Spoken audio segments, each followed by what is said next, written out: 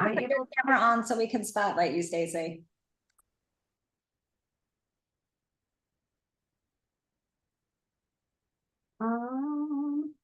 Stacy, I don't know, I need your camera on maybe, or can't hear you. Okay. Yeah, I wasn't she able to has- unmute.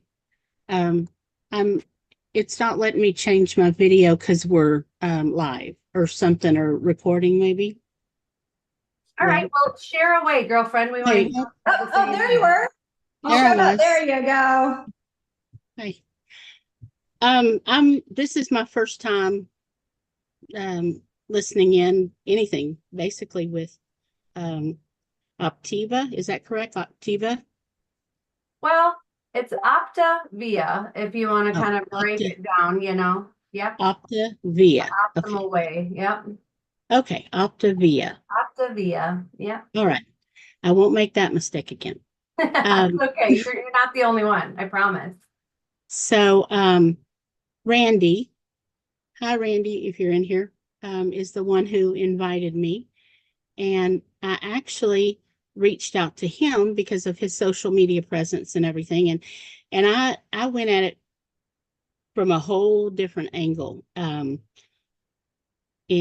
he, being good at what he does, turned it and said, well, why don't you do, we shared. I weigh a lot. Right now I'm at 328. I have lost from 363, I believe. Thank you.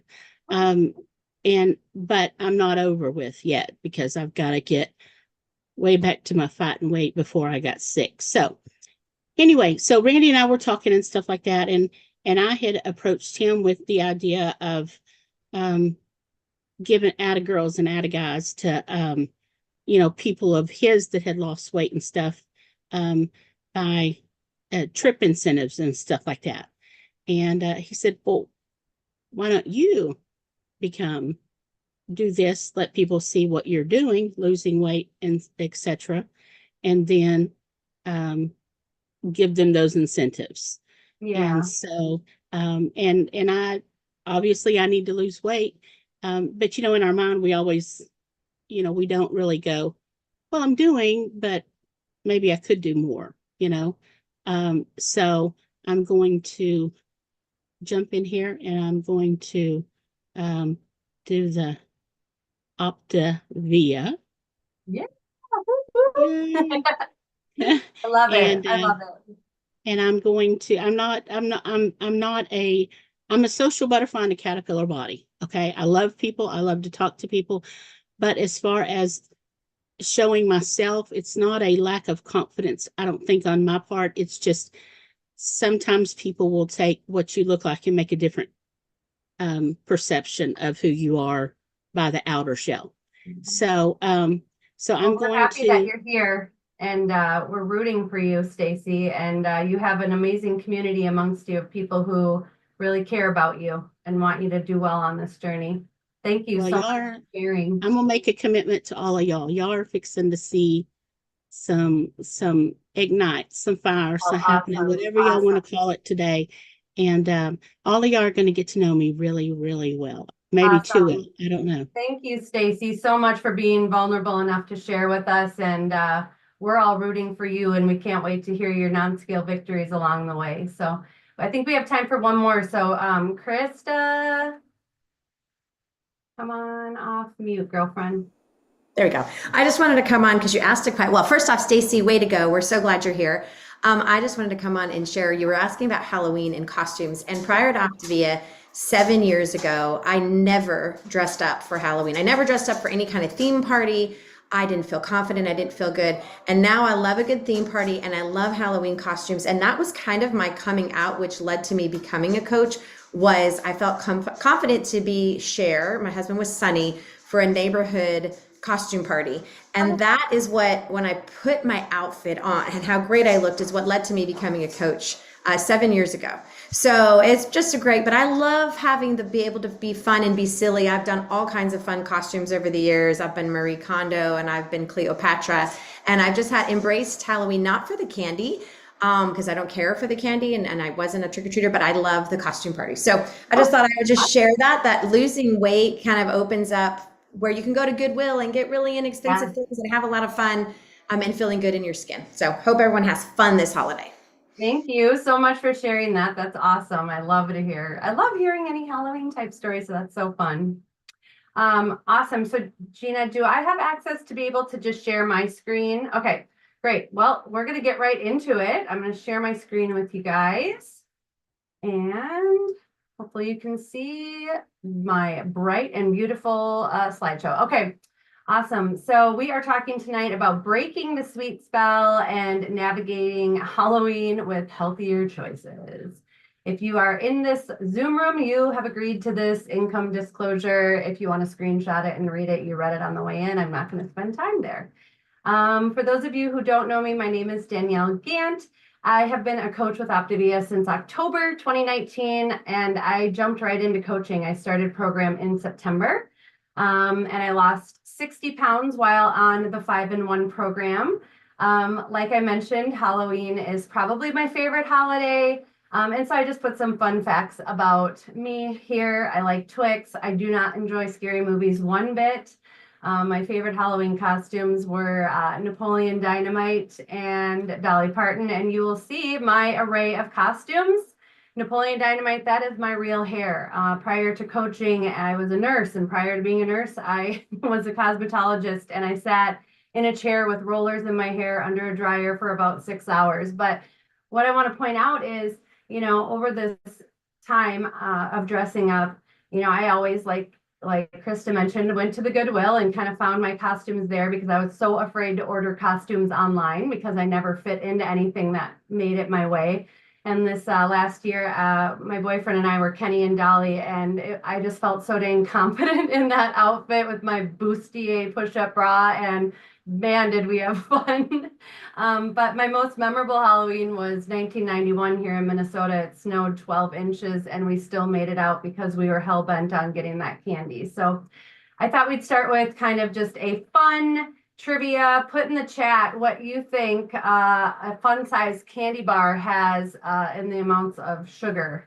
I think this one kind of blew me away. I honestly was kind of disgusted thinking back to how I used to just put down some fun-sized candy bars. If you guessed 20 grams, you were right. So the average amount of sugar consumed by a child on Halloween is 3 cups.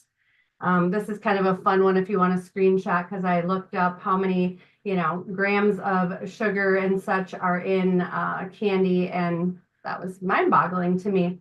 So here we're going to just talk a little bit about understanding sugar addiction. So sugar addiction is a behavioral dependence characterized by intense cravings for sugary foods, compulsive consumption despite negative health consequences, and withdrawal symptoms when reducing intake. So since it's pumpkin spice latte time, I thought I would share with y'all that the pumpkin spice, the medium, is equivalent to 3 Twinkies, which is wild. Like 390 calories, 14 grams of fat, and 50 grams of sugar.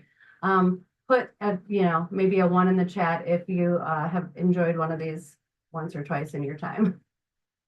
I'll put a 1. I don't love pumpkin spice though. So according to the American Health Association, the average American consumes about 22 teaspoons of added sugar daily. Yikes. For guys, that's about 36 grams per day. For women, that's about 6 teaspoons, 25 grams. When I looked up what that meant, that was about a can of pop and, you know, like a glass of chocolate milk. So, you know, to me, that's just incredible. And, you know, lends to me to believe, you know, why sugar and addiction exists. And for many people, you know, some of the key features here, cravings, withdrawal symptoms, social influences, overconsumption, and emotional eating. So, you know, many people experience intense cravings for sugar, which mimic cravings like drugs or alcohol. And so, you know, being on the 5-in-1, you may have noticed that, you know, when you were first week on plan, you maybe had some withdrawal symptoms. And, you know, some of those are irritability, the mood swings, fatigue, headache, heightened cravings, And it can make it really challenging for folks if you're doing kind of the on again, off again, 5-in-1-ish, the ish, we call it, but you're 5-in-1-ishing it. And, so when you're on plan for 4 days and then going off for the weekend, it's like this vicious cycle of sugar addiction and then the withdrawal symptoms. Not to mention because, prior to starting program, I thought, it was, very expensive until my coach a couple months later had me look at what I had been spending opposed to what I was spending. And, I looked at my money as a single mom. I was a single mom of 3 and, going off program, I knew it was going to take me an additional 4 days to get back into fat burn. And at $60 every time I did that, my fun size candy bar really wasn't worth the $60. And so that's a good one for me to think about. And then we have these social and environmental temptations right now that can make it really hard to resist treats around this time of the year. I mean, they're everywhere in the workplace, the doctor's offices, retail stores, church, and even your local gym. I mean, I go to the gym and I'm faced with Tootsie Rolls every single time I go into Planet Fitness. It's still mind-boggling to me. I think it's in alignment with their no judgment zone. But for me, for somebody who's trying to stay away and avoid the sugar, or when I was on plan, that was really tough for me.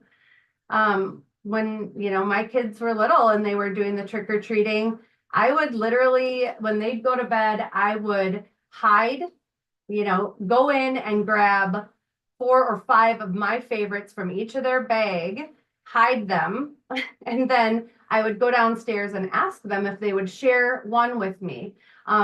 Because I wanted them to just think that, I was just having one instead of, the 10 that were hiding in my drawers upstairs. And that's what leads to this overconsumption, right? So, it's directly linked to, various health diseases like obesity, type 2 diabetes, heart disease, dental problems. But, I still was consuming these treats, even though I knew and had some of these issues. Sugar addiction just can, really wreak havoc also on your mental health. It can contribute to anxiety, depression, and mood swings. There's something in sugar that feels good, right? It's a feel-good chemical that affects like your dopamine. And so, people get that pleasure from consuming sweets, and many of us suffer from emotional eating. Sugar is often used as a coping mechanism to, lend towards, I feel like when you're feeling bad or bored, it's a reward. It can be a reward, and those dopamine hits are activated. So what do we do, right? We will first need to understand emotional eating. What is it? It's emotional eating refers to the practice of consuming large quantities of food, often unhealthy comfort foods, in response to feelings rather than hunger. And so there's these triggers, right? We hear about that. It's like a buzzword, I feel like. But there are real triggers, and stress is one of them. Summer was a blur. There was no structure really, I feel like, with summer, especially in Minnesota. We're trying to pack everything into 3 months that we don't have snow.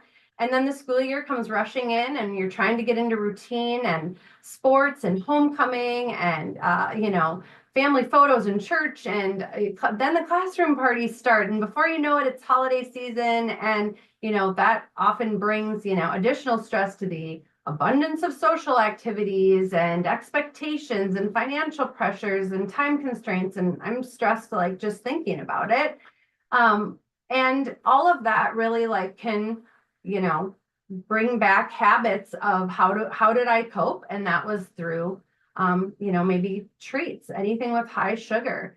This time of the year, it can be lonely too. The holidays are not always joyous for people, especially for those who don't have family or friends, or they're not getting invited to things, or maybe their kids aren't. This time of the year can be really tough. Maybe it's a year of firsts, first without your mom, first without your sister. And it's not a happy time. In fact, it's a time where you're going to resort to that emotional eating, or you're going to want to.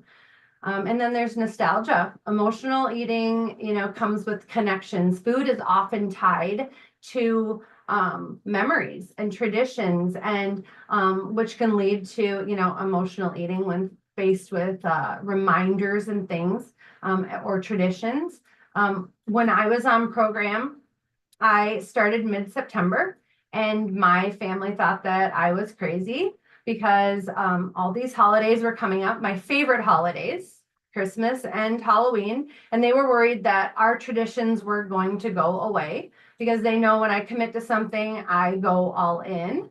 And I didn't want to create resentment around my choice to get healthier. So I asked my kids to create some new traditions with me, and kept many elements of the old ones too. But it, helped me feel more in alignment with my goals and the new boundaries that I was creating for myself. And I didn't want to just sit on the sidelines and not enjoy the celebrations or have my family feel sorry for me or uncomfortable that I wasn't partaking. And so I asked them to help get involved, and it really did help my kids to feel like they were a part of my journey. And then it was like they were curious about learning more about health and how we could incorporate it into our lives in a way that felt welcomed instead of forced. And so, I would encourage you, like this Halloween, think of ways that you can encourage your family to come alongside you too. And then obviously social pressures, right? It's all around us. Our friends and family mean well, but oftentimes they can be the catalyst to destruction. So social gatherings and all of that, oftentimes it's food and snacks and even alcohol.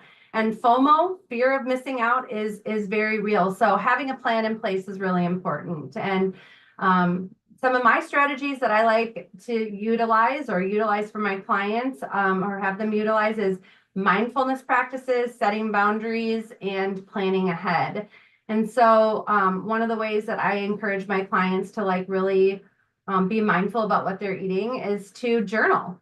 Journaling is a really good way to track your eating and your habits. So you can identify, am I stressed? Am I bored? Am I actually hungry? And helping to find different ways to work through those emotions. Also setting boundaries. So, setting boundaries, planning out your calendar now with activities that actually align with things that make you feel good and in control and emotionally calm. Communicate to your family your goals and really practice saying no. Politely declining is okay, or suggest alternatives. If you want to screenshot this, this is a really great tool to just practice some of these responses for your family and friends over these next few months. And then, here's some tips that I utilize: planning meals out for the week and posting them actually, so your family knows what they can expect as well. Grocery shop online to avoid temptations. If you're going to hand out candy, buy your absolute least favorite treat, so that you're not tempted to eat it. And, plan some new Halloween events. This is a planner that our family uses. You can get it on Amazon. It's a magnet to your fridge. It's perforated so you can tear off your grocery list. There's also apps that I really like. One of them is Paprika. There's Yummly, Plan to Eat. These are ways that you can actually track the food that you have in your pantry so you're not buying more of what you already have. You can menu prep in there. You can actually import Optavia's recipes right from their app into your grocery planning app. And then you can actually grocery shop right from that app. So it's so slick. Here's just some fun things that clients of ours, my clients and clients of my coaches, have posted. Dash makes a little spider web waffle maker. They sell, chocolate molds so you can put your brownie right in there. There's also a skeleton Dash waffle maker. You can always make your veggies into some fun design. I actually got that Halloween tip to buy a candy that you don't like from a client in our page. Mine would be Almond Joy. I'd never eat those. And then this year, my family and I are actually going to do a Halloween themed 5K. And never ran a 5K before, but I've started practicing. And so instead of my local pub crawl that I would, normally do in years past, I'm going to be running this year in a costume with my family. So find some different things to get involved in than what your normal bad or, old habits. I won't say bad. Let's take the negative out of it, but habits that weren't helping you move towards your goal. Dr. A also gives the suggestion that instead of treats, pack small bags. Like in my neighborhood, I don't get very many kids. And so it's fun to buy these in bulk. You can get these little mini Play-Dohs, put some pencils in there, maybe some fruit snacks. And if you have leftover, you can drop them off at a homeless shelter, or if you don't have food in them, you can save them for next year.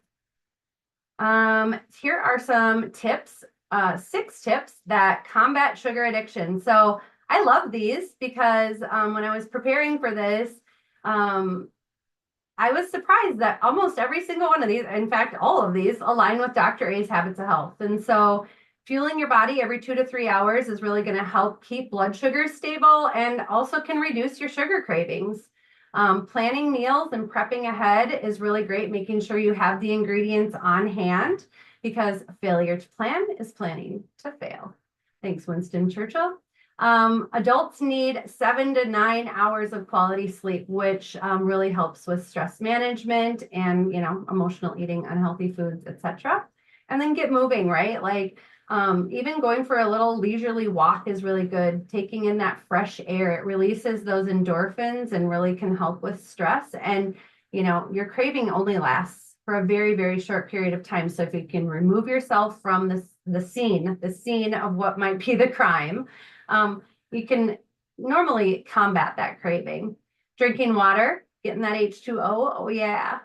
Staying hydrated helps reduce sugar cravings by preventing thirst. And a supportive community. So being on these calls, reaching out to your coach, sharing about your journey, because the more people that are cheering and rooting for you, the more successful you're going to be. And with that, I would encourage you to head out to your local grocery store and grab some candy or some pumpkins and participate with the rest of us in this Halloween challenge. You're going to just have somebody take a picture. I remember my first, or maybe it was my second Halloween on program.